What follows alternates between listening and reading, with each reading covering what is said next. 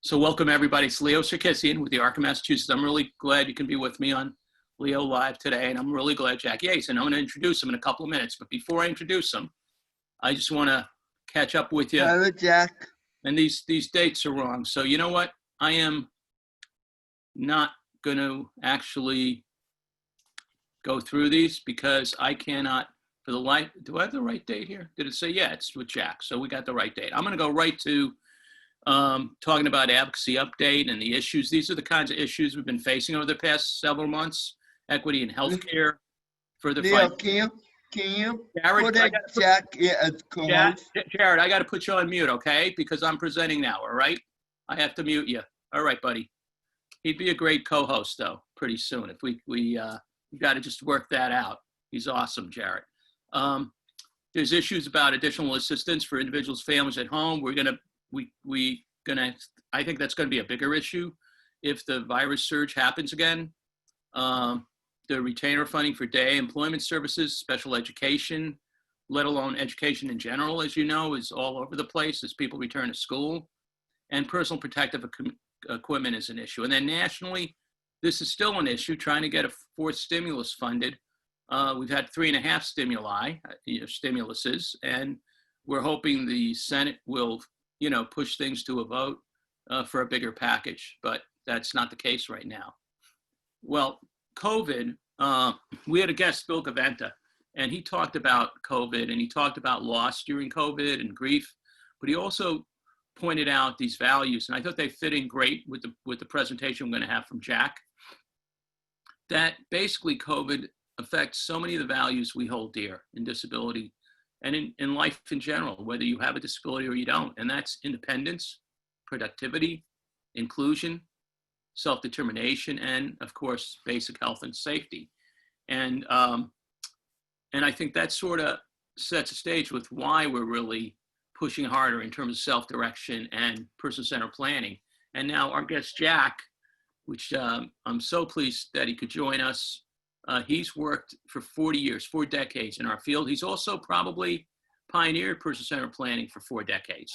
Not probably, he has. It's no question about it. And for several years, he taught a graduate course at Harvard Divinity School entitled The Inclusive Community. And he's an advisor, consultant, several groups. He's on an advisory board for Widening the Circle, which is a project we host here. It's a Friends project, and it's all about connecting persons with disabilities to the community and developing friendships with and without people with disabilities. And he continues to guide a biennial statewide conference for direct support professionals that he and a couple others started.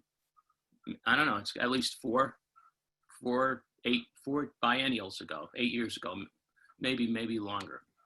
So I want to introduce Jack. Jack, you there? Let me make sure you're unmuted. I'm looking for you. I know I saw you early. There you are. Yeah, no, you're there. Welcome. Thank you. And you might have to turn the volume off because Jack's voice is softer than mine. But let me start. And Jack, so I heard about this work you did, which you've been doing this for decades. And I was so impressed about these twins in the middle of COVID, starting their own business, that I thought, could you join us this week and just help share with people, what you did, your role in how people can plan with thoughtfulness, right? What a person result in. Jared, you have to chat, okay, Jared, if you have a question. All right, Jack. Okay. And I'll be your pusher on the slides. Yes, thanks. So I'll give you direction on that, right? Thanks. Yes. So, so to start off, can you go back to just speaker view, just me? Yes, I can. Let me unshare.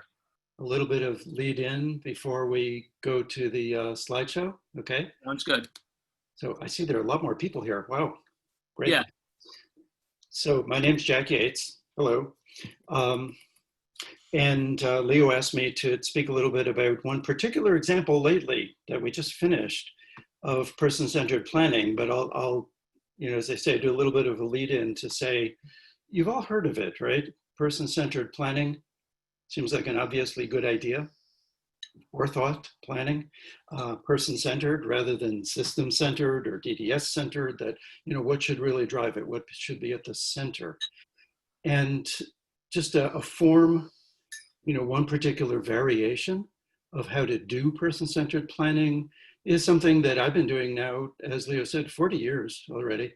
I call it design sessions, individual design session. I just like the word design better than planning, because design is kind of like what architects do, right?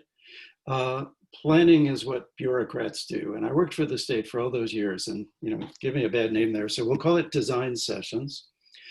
And the idea of it really, well, it's a simple idea, and then it's actually a fairly simple structure. And we'll go through the structure point by point.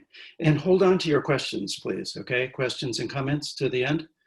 So I'll present, including a slideshow, for maybe roughly 15 or 20 minutes. And then plenty of time for questions.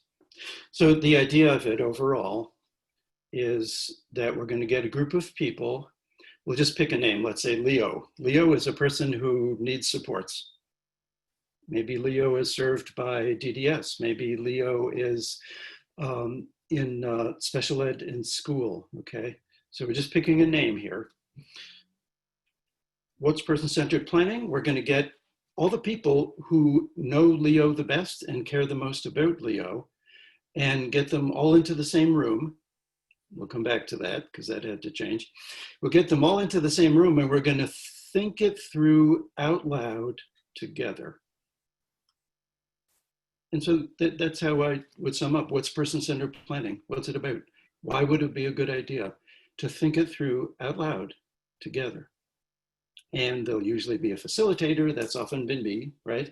There'll always be somebody who is inviting it, kind of like a sponsor. And usually that's going to be either family members, especially parents. Let's think about our son, Leo. Or maybe it'll be service workers. It'll be maybe a manager who says, well, we support this guy, Leo. We're not sure if we're doing the best kinds of things. We're not sure where things are going. Jack, could you come and help us with this? We're going to do a design session for Leo. Okay? So sponsor, facilitator, all the people who know Leo the best coming together. And so that can be done. I've done that lots and lots of times, hundreds of times, literally, over the years, where we set aside the gang of people who know Leo best, and we're going to get together in a room for 5 or 6 hours. Now, that's not always feasible. We could split that into a number of shorter sessions, right? And nowadays, for the first time, a couple months ago, we couldn't get in the same room. So we had to do it over Zoom, which I was not sure was a good idea at all, but it actually worked out quite well. Although the facilitator, which was me, had to be a little more controlling than I need to be. Instead of just saying, so what does everybody think? That, I would try to be like really focused, specific. And and also a narrower focus. If we could only spend, in this case, 3 one-hour sessions.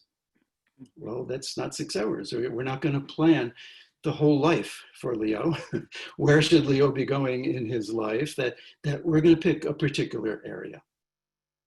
And so just to make it feasible, just to be able to get it under control and put our minds together, in this case over Zoom, the same way we would, we hope, as if we were all together in the room. Okay, so we'll look at a slideshow in just a moment. In this case, it was not Leo, which is just the name I made up. Do you know anybody named Leo? I do. Yeah. Instead, we were thinking about these 2 young women. Okay, they're twin sisters. They live in East Bridgewater, and their mother, especially, along with Brooke and Sarah, they thought, let's make a new departure in life. So the narrow focus, instead of just thinking in general about, young women in their 20s, where will their lives be going? It was specifically to think about work. And within that, they already had come up with the idea of dog care because they love dogs and they're great at it. And so a lot of the kinds of things that we usually would try to think about, hey, what are the possibilities in person-centered planning? in a design session. What are we going to design? Usually that's not a given at all. That's something we're going to invent it right there, the whole gang of us, when we get together with Brooke and Sarah and their family and their staff and their friends, right? We're all going to get together and think it through out loud together. Well, in this case, some of the thinking had been done already, which is good because then we didn't have forever to work on it. So what did we talk about? We'll look at the slideshow and do it step by step, okay? So Brooke and Sarah, we're going to be exploring their business, dog care. And who's going to be there? People who care about them. And so go ahead, next slide. Sorry. And so Sarah and Brooke, first of all, to give big credit here, a woman named Lisa Drennan was hired by Sarah and Brooke and their mother to be kind of a coach, hired through the ARC of Brockton area. And so Lisa is the one who connected them to me. And then Lisa and Brooke and Sarah invited lots of their friends and family and extended family and some people who serve them in programs already. They're young women in their 20s, so these are DDS funded programs. Plus a person from the ARC, Kathy Kerwin, who would be helpful if any of these ideas actually came to fruition and would need funding, then she would be a key person too, okay? It's great even to invite the DDS area director. In this case, they didn't, but I think that's great. All the people who could be in on actually putting this plan into practice will be in on thinking, what should it be and how should it go? Okay. So design session, next slide. First of all, first question that I always like to ask is, well, there were 3 sessions. These are summarized here first. And each session was only about an hour. First session, next slide. Okay.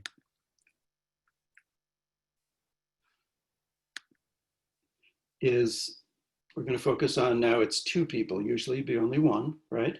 But they knew they'd like to go in business together.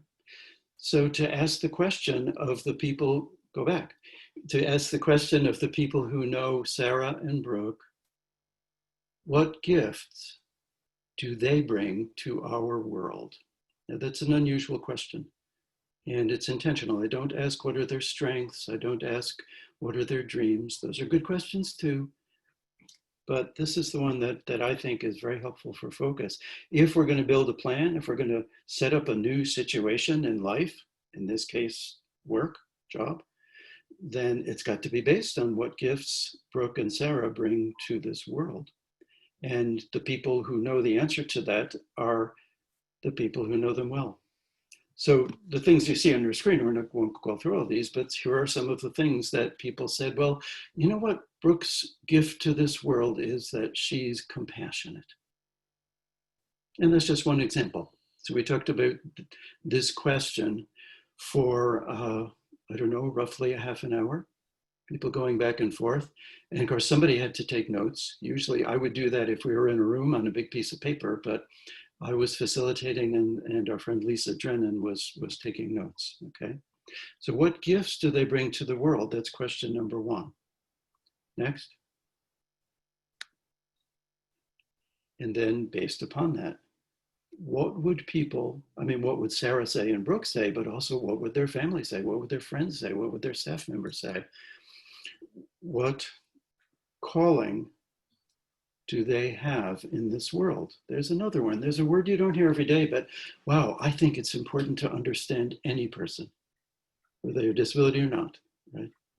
That, you know, just to pick one of the 2 names, that what is Brooke called to do by her creator? Why is there such a person as Brooke? It's not just random. Oh, who knows? Maybe it is, can't prove it, but let's assume that there's a reason for Brooke to be in this world because she has gifts to offer and she has a calling. And people who've known her, some of them for all of her 25 years, would say, well, you know what? Here's something. We see this because we know her, that here's her calling and here is Sarah's calling. And so whatever job somebody's going to do and hopefully get paid for, or whatever volunteer work, whoever somebody's going to be in life, it should derive from their calling. And that's one of the things when I do a design session, I think we've got to think about that together.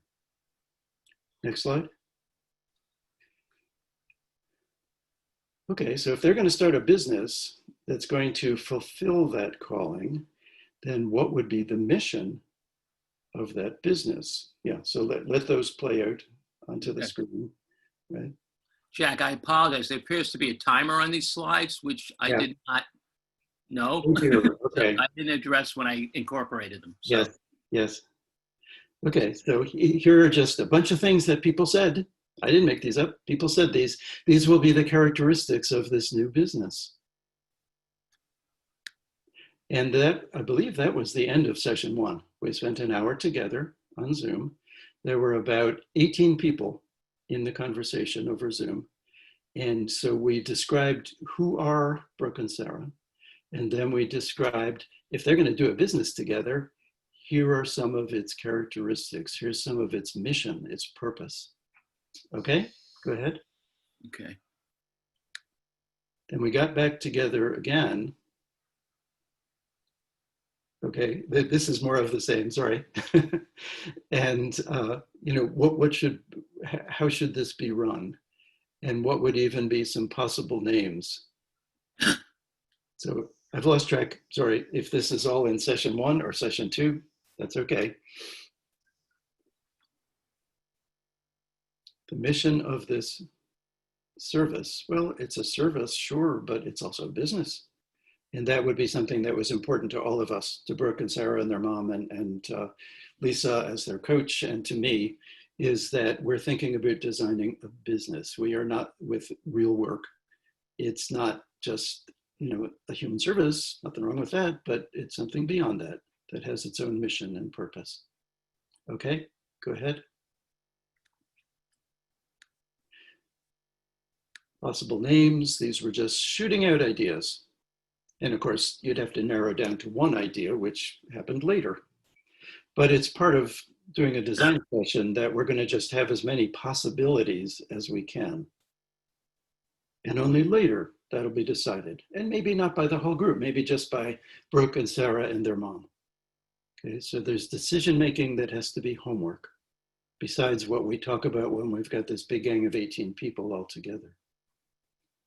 Go ahead. So there's the name that was settled. Two Sisters, Canine Playtime. And there's the tagline for the advertising. Your Pooch's home away from home for a positive experience. Go ahead. Okay. So it'll feel a little more real to you all. We put these in the slideshow, which Lisa pulled together. Okay, go ahead.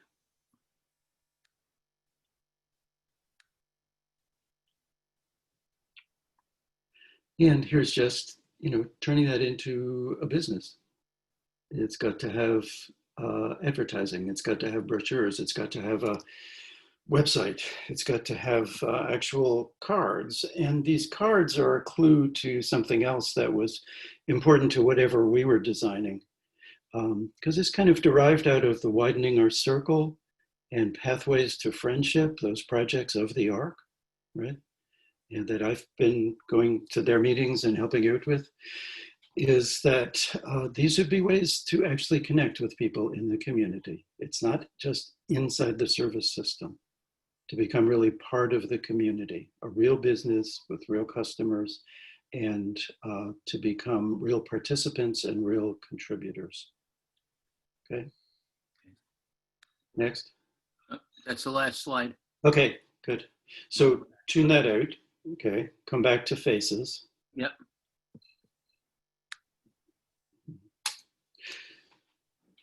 So we, you know, picked up from there, setting the real direction, which was all those people putting their minds together. And then in between time, Lisa, as their coach, helped Brooke and Sarah to kind of narrow it down. Okay, people threw out 19 ideas there. Let's think about what are we going to be? So they're the decision makers, even though we've invited lots of people to think it through together in the design. And then to think further, okay, if we're going to hire somebody who would be their supporter, and the ARC would be the way to actually, take DDS funds to be able to have a supporter, as well as this coaching, which is temporary. Well, who should we hire? What would be their characteristics? Let's all brainstorm that too. And to make sure there's some people in that conversation who are dog experts, not just human service experts. And so actually went out of our way to invite some people who hadn't even come to the first session. Say, okay, you don't know Brooke or Sarah, but you know dogs. You know dog business, you know dog training. And we invited a couple other people too, for them to come to it. So the thinking it through out loud together was a rich conversation, but it also was very practical. Who would you hire? What characteristics? How will we find such people? And also marketing. I worked in human services 40-something years. The word marketing is not part of my usual repertoire, but yeah, we're talking about a business. So I had to lead a conversation about marketing. How are we going to get in touch with customers? And this is a small local business. So yes, you have to have a website, but it's also got to be, how do you spread the word person by person? Maybe through the local beauty salon, maybe through, and we thought about all that, brainstorming. And so design session, we designed the mission, but then we designed also lots of the real practical next steps. So that's the idea of design session. First place, design, unbelievable. I love the positive, by the way, the positive experience line that's on their business card. It's awesome, with the pause in it. But and before people ask questions about the design, I want to ask you a question about, you had Kathy Kerwin involved, which I recognize her name because of the Arc of Greater Brockton. Right. Is that because, so in a sense, they were already connected in terms of family support or individual support? Did that just happen to is that how that came about, for people to understand if they have a group they're already working with, to see if they'll be open to being part of it? Yeah, so it would be good to invite somebody who knows Brooke and Sarah well. Actually, that was not Kathy. She had barely met them. Okay. But it's also good to invite somebody that if they're in on the ground floor and helping see what direction it could go in, that they're people who have some of the connections to be able to make it work. Not every plan for every person, not every design for the best new good things in life, not every one of those costs money, but some of them do. And not all money comes from human services, I suppose, from DDS, but a lot of it does in the realms that we're working in. And so we knew it would be good to have somebody who would know how that aspect of things worked. Great. As well as, the family knew from Family Support Connection, and I knew just from working in the same system for 30 plus years that Kathy would be a great contributor to the discussion. And it's one thing, by the way, too, I'm talking about people who are invited for different reasons, because they have a different expertise, something different to contribute. Well, the facilitator's got to try to make everybody really welcome to join in. And especially when you have as many as 18 people and it's on Zoom, that's hard. Very hard. Yeah. And so one thing that I wouldn't always do, usually you can just say, hey, what does everybody think, right? In this case, I had to sort of like frame a specific question and then start calling on people. And we'd look at the Zoom gallery, which you're all looking at now, right? And I would just say, Christina, what do you think? Which usually I don't like to be that pushy. Yeah. No, but with 18 people, you had no choice, right? Right, yeah. If people want to, you can do it with chat. If you want to ask some questions, you can do it by coming on. Okay. And Leo, you'll handle the chat, right? I'm happy to do it. Yes. I got it up. And feel free to jump in. You really explained it step by step, number one. So it's probably part of the hesitation for questions. I have to say, you want to go ahead? See somebody, Jane? Oh, yes, I have a question. Jack, I'm used to ISPs and IEPs. So this is something different. Is this something that just the family takes on an informal basis to try to help their family member? Or is this it's less formal than what I'm, at an annual juncture. I'm used to one meeting a year. Great. kind of. That's a great Yeah. question, Jack. Go Good. ahead. Yeah. Good point. Yeah.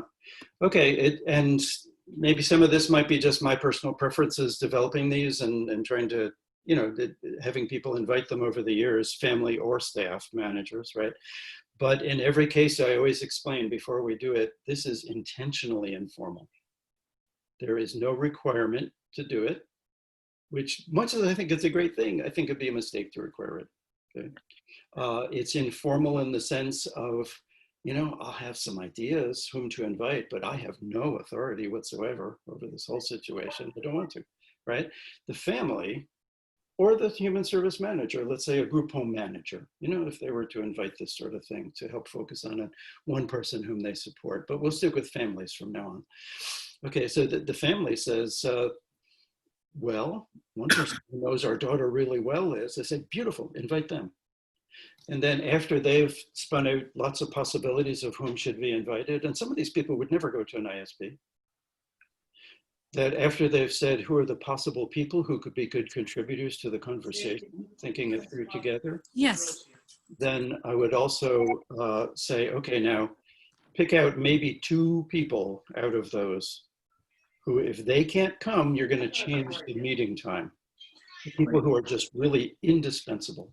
Everybody we wish could come may not be able to make it, but often there'll be 2 or 3 people that sometimes my colleague Beth Mount uses the term, let's say Brooke, okay? Who is Brooke's champion? Like in medieval knighthood days, who is her champion? Who, if her champion can't come, then we're going to reschedule. I got 3 Only more. a couple people, but inviting lots of people from lots of different angles, intentionally informal. Now, we would hope, although this is, I can't require it, that whatever beautiful ideas the design session comes up with, that somebody should bring that to the official required planning, the ISP, the IEP. So, I was with a gang of our friends and we thought of, and let's work that into the official planning. Right. And that's why you bring other people, whether it's from the area office or a provider such as Kathy being there from the Arc of Greater Brockton to make that happen. I have 3 more questions for you that happened through the transom. Giassi, and we'll come back to that, Jane. We want to put a bow around that because I think it was a great question and want to really emphasize it. Giassi asks, how long do you stay involved in the process, Jack? Oh dear. Well, Depends, right? maybe it's because I'm lazy, but I don't. I mentioned Beth Mount. She also is one of the pioneers for 40 years of person-centered planning, and she and I have worked together for hundreds of hours on this, starting in 1980. Beth would often appear earlier, do some interviewing of Brooke and Sarah herself. Now, I met Brooke and Sarah. I joined in a couple of the coaching sessions, but I've actually defined my job more narrowly. I'm not going to be the idea person. Right. I'll be in the conversation. Maybe I'll think of something. Sure, I've been hanging around, people with disabilities 40 years. I hope I would have something to contribute, but I'm really more the facilitator. I'm not going to design anything myself. It's the whole gang going to design together. And then as far as follow-up, as I say, that may be just my laziness, but I sure do hope these ideas don't just evaporate, but I can't guarantee it. Yeah. My official job has always been person-centered planning, and I worked almost all that time for the state, and I had my duties, and it was limited how much follow-up I could be involved with, I think. You sure do hope that the champion, which most often is somebody's mother, but it may be brother or sister or a particular staff worker, okay, support worker, that you hope that champion is not going to let that die. There's an advantage to having more than one session, because then you assign homework, right? Instead of doing it all 6 hours in once and then I go away, is that in this case, we had 3 one-hour sessions and they were spread over about a 5-week period. And I've stayed in touch a little bit too. Actually, just a few days ago was the open house that Brooke and Sarah hosted at their doggy daycare center at, what was it called? The Two Sisters Canine? Two Sisters Canine Playtime, right. So they had an official open house a week ago today. It was a beautiful sunny day and there were more than 50 people there. It was beautiful. Excellent. Meredith asks, when and what age is ideal to start the process? And I get a feeling it's a question with a couple of answers. Yeah, so we'll sort of reframe it. I hope it'll answer the same way. Is what would prompt somebody to do this? This is kind of time consuming. It's not required. It's something that nobody has to do. If somebody sees the usefulness, well, what's most likely? One kind of time that I figure it could never hurt to get the people who care about Sarah together in a room and think together about Sarah's future. I don't see what harm that could do, but that's easy for me to say, right? Other people have to find the time, they've got to come together, and it's hard to get a number of people. More typical might be 8 or 10 people, but it's hard to get together. It's time consuming, that's the cost. $0, but time. Now, when would you put the time into that? Always could be helpful, but especially if there's times in many people's lives when there's going to be a transition. There's going to be a transition whether we like it or not. So the most obvious time when somebody is heading toward turning 22. So maybe when you're 18 or 19 to think about, well, where's somebody going to be headed? And not to put that not to put that in service terms. Well, their service provider will, yeah, that's true. But first to say, who would it be great for Brooke and Sarah to become? Who should they become in life? Right. What would make their life bigger and richer? And only after we've talked about that for an hour or two, ideally, then we'll think about what services could help that happen. And only then we'll think about how to find those services and fund those services, right? But to think deeper and to think forward, and especially when something's going to change, let's try to get some control. Let's try to have a good sense of direction over this change. And so there's a funding change at age 21 to 22, right? But for almost everybody, for almost all of us, disability or not, there still is a transition in the late teens, early 20s, becoming an adult, going from school to work. And so that's not just about funding and systems, that's about life. And so that's always going to be a good time.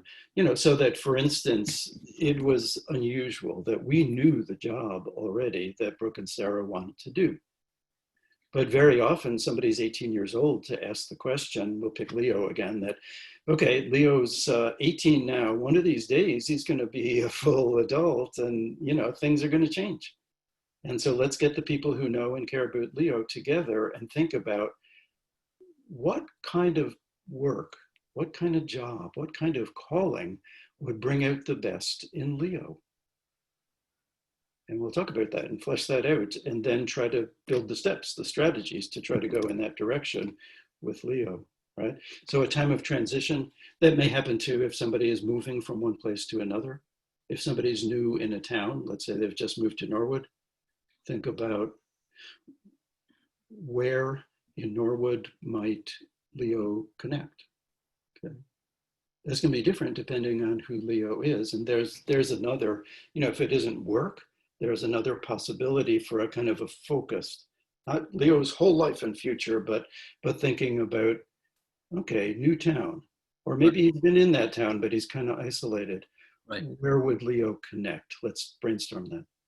I got a couple of more things. Boy, I'm dying to, go back and forth with you, Jack. You're doing such an awesome job. I feel like amplifying and asking, but I have two more on here I want to make sure I do. So get to you. So Walter is asking, our daughter Mary is almost 21 years old. Yeah. We want to complete a person-centered program, plan, whatever. But with COVID and the way the world is, Walter and I felt the need to complete a very detailed survey form with questions for her tribe to complete. What are your thoughts on an idea like that? So in other words, using the survey form to get some input from folks, the tribe, so to speak. I like that term. What kind of feedback would you like to give them in terms of the journey they're on right now? Yeah. Now that's got a great advantage that it's some of the homework comes before session number 1. In other words, if there even is a session. The advantage of having something like a session would just be the advantage of conversation over solo thinking. At least the average person, even hyper smart people, their own solo thinking in a row, it's logical, that's good. And yet it's always good to mix it up a little bit. Have somebody else, not somebody off the street, somebody who cares, somebody who's gonna go in a good direction, somebody who thinks that, well, whatever else happens, our daughter's life should be part of community and drive her contributions and her gifts and so on. If somebody's mindset is right, to invite them to, you might say, to slow down the conversation just a little bit. Now, some of that could come from a survey, but of course the survey, that if it's all it was, would depend very heavily on a real job of intellectual synthesis by the person who gets all the surveys, which I guess is you and your family. And so your point is, it would really, survey's awesome. You get a lot of input that way, but then leverage that with interaction and the brainstorming together, right? Ideas might come out that otherwise wouldn't have come out. Ideally.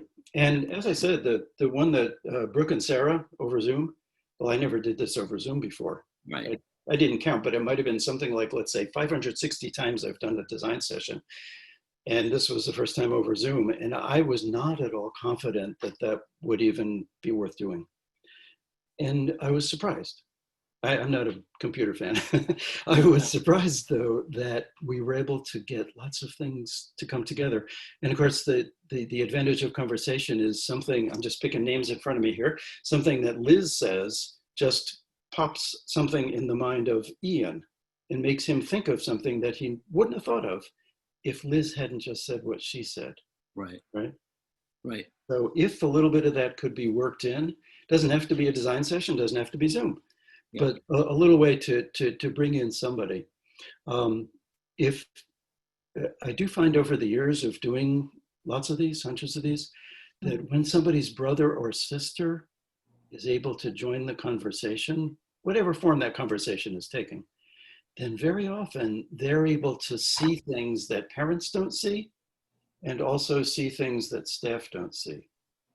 It's a generalization, but I've found that to be very often true over the years. And so that might be a person who is not obvious, not always, maybe can't come in the same room, but to check that out with them.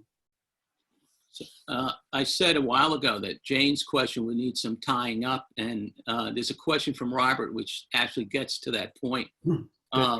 Robert asks, downsides or negative impacts to requiring this approach during transition, because at other times, while you're trying to get or seek funding, I think you mean the conflict between what your idea might be, right? And then trying to get the funding for that idea. Jack said he wouldn't require this because once it becomes a bureaucratic piece, it's going to be subject to people's time. So we have a group called support brokers, which is fee for service, which is reason it's fee for service is people want to take the time they need to take to do the plan the right way. But what the plan does that Jack does or anyone does, right? The importance of that is it gives you the ammo that the person with the disability and the family, those that care about him or her and himself and herself, the ammo they need about, oh, this is my non-negotiables. This is where I want to take my life, Jack. Wouldn't you say that? And that doesn't mean you get everything you want in your plan right away from a funding perspective. But why don't you elaborate on that a little bit? Yeah. Yeah, phrase I like to think of as a sense of direction. Where is true north for Sarah? Now, is she going to get there? Well, think about it, actually. True north as a metaphor, right, on the compass. True north is not a destination you get to. True north is a direction, that way instead of that way.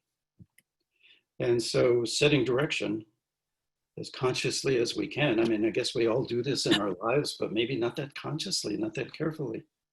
Right. Maybe we don't invite other people to do it. Probably we should. But setting direction, you'll never, it doesn't guarantee you'll get there. Maybe, maybe not. But setting direction, but the direction is derived from our best understanding of that person and who they are and their needs. Right? Jack, I was thinking of someone who might not be like Sarah Brooke that loves animals too and pets too. Yeah. He's being given a day hat placement 5 days a week. but yet he loves dogs, well, he may not own his own business, but maybe he gets self-direction funds. And again, I'm going too fast. I'm getting to the end of the process, and that's not where we start. But the point is, it gives him his true north of maybe working as a volunteer 2 days a week, and staff going with him, because he may need that staff assistance to be at that whatever place, pet store, or most likely. Yeah, go ahead. We'll need somebody's assistance. Right. I mean, there are a lot of people we know who they'll need somebody's assistance. No way around it. We cannot pretend that that's not true. That would be foolish, right? Where the assistance comes from, well, it may be paid, it may not be. Yeah. The work, in a broad sense, that this person will be doing may be paid and it may not be. And I don't know, this wouldn't be everybody's values, but it would be mine. That's not the most important thing. Somebody living their calling, whether they get paid for it or not. Yeah. I mean, any of you could think about that. This is my calling in life. This is why, if there's a God, God created me. Right. Now, this is what I do for a living. That may or may not be the same. Doesn't have to be. Right. They're both important, right? But they're not the same. And what's most important, when we come to the ultimate, we look back on our life, that I think how we made a living is not necessarily number one. Yeah, and great question from Christina, and may this be, and it's really not a program. I want to just correct that term. It's a process. It's a journey. It is structured, as Jack. It's designed. It's thoughtful. So we call it, and he doesn't like the word planning, so I'll use person-centered design, because I'm going to stick with Jack. Yeah. But she asked, can it be started at any age, an individual in his 30s? Yeah. Oh, yeah. Yeah, it has been. If I were to, think back over the years and the age range that I've invited by family or by staff, that would be the full range of life from, 3 to 93, as they say. So. Well, I'm planning, honestly, Jack, I'm planning to have one for me in a couple of years as I prepare for some kind of journey. So I've learned that through my work, and through people like you. That's how I've learned about it. So I think we can all benefit from it. But we clearly, in a world that for folks with disabilities, that can be very narrow, options very narrow, this process is really helpful to break. I'll state again a couple of the kind of key words or phrases, because they're not human service system words, but I think they're important words about your life, my life, the life of a person we care about. Okay, would be, who will that person become? Or there'll be, what gift does that person bring to our world, whether the world notices or not, we notice. Okay? Or how can we invite others to be more welcoming to that person? And, I talked about earlier, talking about this process and how it's different from the ISP. One is required informal, the other is informal. But besides informal, it would be true of, at least the way that I like to conduct these, that it would be, you might say, trying to go deeper, trying to go higher. And think about, where is this all headed? Might be something like, well, what will be Leo's role in the beloved community if we ever get there? Let's think about that together. So, cool. Thanks. Well, this is great. It's 12:45. I hope we answered Robert's question. I read into his question, so hopefully we did. Give me, Robert, you want to quickly, and then we're going to close it down. Did we answer your question? You did to a point. And, I also want to say it's great to see Jack still at it. I knew Jack years ago. You did.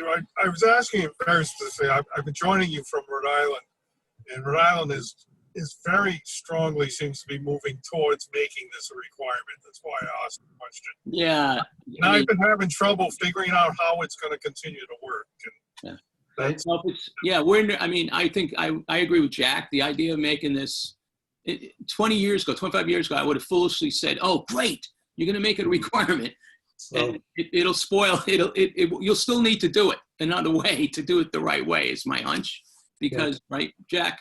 to think outside the box means you've got to have a meeting of people who are, how would you say it? You know, who are, it's just the box is not on the agenda that day, right? Right. Maybe later, maybe follow-up, maybe homework, Yeah. but that's not what we're going to talk about. Right. Yeah. And I go back longer than you do, Leo, in general and also in Massachusetts. And so you said 25 years, maybe you're losing track, but it's, I go back.